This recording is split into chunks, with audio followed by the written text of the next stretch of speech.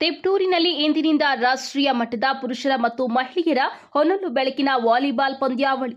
ತಿಪಟೂರಿನಲ್ಲಿ ಇಂದಿನಿಂದ 16ರವರೆಗೆ ನಡೆಯುವ ರಾಷ್ಟ್ರೀಯ ಹೊನಲು ಬೆಳಕಿನ ವಾಲಿಬಾಲ್ ಪಂದ್ಯಾವಳಿಯ ಆಯೋಜಕರಾದ ಸ್ಪಂದನಾ ಕ್ರೀಡಾ ಮತ್ತು ಸಾಂಸ್ಕೃತಿಕ ಸಂಘ ತಿಪಟೂರು ವತಿಯಿಂದ ರಾಷ್ಟ್ರೀಯ ಮಟ್ಟದ ಪುರುಷರು ಮತ್ತು ಮಹಿಳೆಯರ ಹೊನಲು ಬೆಳಕಿನ ವಾಲಿಬಾಲ್ ಪಂದ್ಯಾವಳಿ ಕಾರ್ಯಕ್ರಮವನ್ನು ಮಾಜಿ ಸಚಿವ ಮಾಧುಸ್ವಾಮಿ ಮತ್ತು ತಿಪಟೂರು ಶಾಸಕ ಕೆ ಷಡಕ್ಷರಿ, ತಿಪಟೂರು ನಗರಸಭೆ ಉಪಾಧ್ಯಕ್ಷ ಮೇಘನಾ ಸುಜಿತ್ ಭೂಷಣ್, ಉಪವಿಭಾಗದ ಅಧಿಕಾರಿ ಸಪ್ತಶ್ರೀ, ತಹಸೀಲ್ದಾರ್ ಪವನ್ ಕುಮಾರ್, ತುಮಕೂರು ಕೆಎಂಎಫ್ ನಿರ್ದೇಶಕ ಪ್ರಕಾಶ್, ನಗರಸಭೆ ಸದಸ್ಯ ಪ್ರಕಾಶ್, ಕಲ್ಪತರು ಗ್ರ್ಯಾಂಡ್ ಮಾಲೀಕ ನಿಜಗುಣ ಹಾಗೂ ಇನ್ನು ಮುಂತಾದ ಕ್ರೀಡಾ ಆಸಕ್ತರು ಹಾಗೂ ಪ್ರಮುಖರು ಎಲ್ಲರೂ ಸೇರಿ ಮೊದಲ ಮಹಿಳೆಯರ ತಂಡವಾದ ಕೇರಳ ಮತ್ತು ತಮಿಳುನಾಡು ಬಾಲಕಿಯರ ತಂಡವನ್ನು ಮುಖ್ಯ ಅತಿಥಿಗಳು ಹಸ್ತಲಾಘವ ಮಾಡುವ ಮೂಲಕ ಮಹಿಳೆಯರ ಹೊನಲು ಬೆಳಕಿನ ವಾಲಿಬಾಲ್ ಪಂದ್ಯಾವಳಿಯನ್ನು ಉದ್ಘಾಟನೆ ಮಾಡಿದ್ದಾರೆ.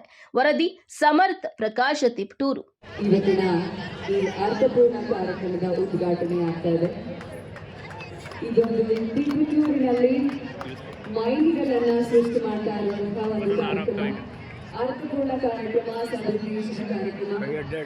ನಮ್ಮ ಸ್ಪಂದನಾ ಕ್ರೀಡಾ ಮತ್ತು ಸಾಂಸ್ಕೃತಿಕ ಸಂಘ ತಿಪಟೂರು ಇದರ ಸಂಯುಕ್ತಾಶ್ರಯದಲ್ಲಿ ಹಾಗೂ ಹಲವಾರು ಪದಾಧಿಕಾರಿಗಳ ಹಾಗೂ ಸಭೆಗಳಲ್ಲಿ ಇವತ್ತಿನ ಕಾರ್ಯಕ್ರಮ ನಡೆಯುತ್ತಾ ಇದೆ.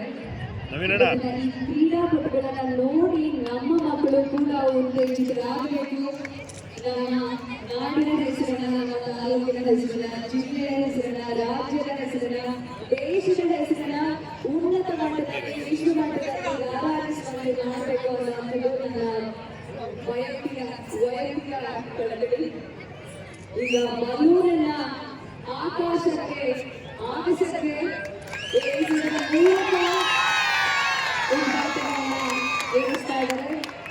ಆ ಬಲೂನ್ಗಳು ಆಕಾಶಕ್ಕೆ ಆಡ್ತಾ ಇರುವ ಹಾಗೆ ನಮ್ಮ ಮಕ್ಕಳ ಹಾಗೂ ನಮ್ಮ ದೇಶದ ಹೆಸರು ಕೂಡ ಆಕಾಶಕ್ಕೆ ಆಡ್ತಾ ಇರಲಿ ಅನ್ನುವಂಥದ್ದು ನಮ್ಮೆಲ್ಲರ